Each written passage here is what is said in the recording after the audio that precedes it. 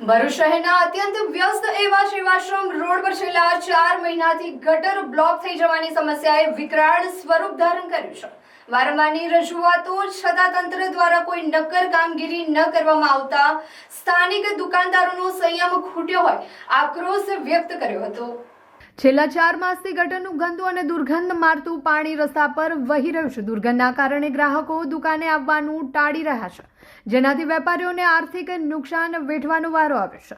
વર્ષો પુરાણી વરસાદી પાણીની સમસ્યામાં નિવારણ માટે બનાવવામાં આવેલા ડ્રેનેજ ચોક થઈને જતા દુકાનદારો ત્રાહીમાં પોકારી ઉઠ્યા છે।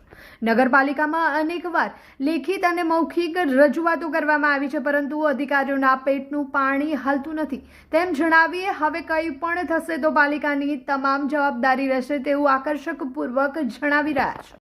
આ પ્રશ્ન વર્ષો જૂનો છે।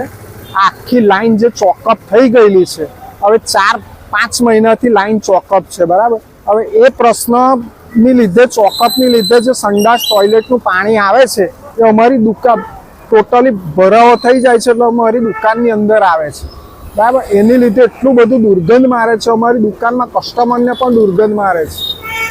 એટલે આજ સુધી આ પ્રશ્નનો કોઈ સોલ્યુશન આવ્યો જ નથી।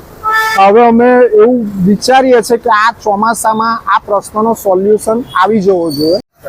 વર્ષોનો જે પ્રશ્ન સેવાશ્રમ રોડનો હતો, જે દુકાનોમાં પાણી ભરાઈ જતા હતા, એના માટે 2 વર્ષ પહેલાં આ વરસાદી પાણીના નિકાલની લાઈન આપણે પેલા તળાવ પર જઈને નાખેલી છે।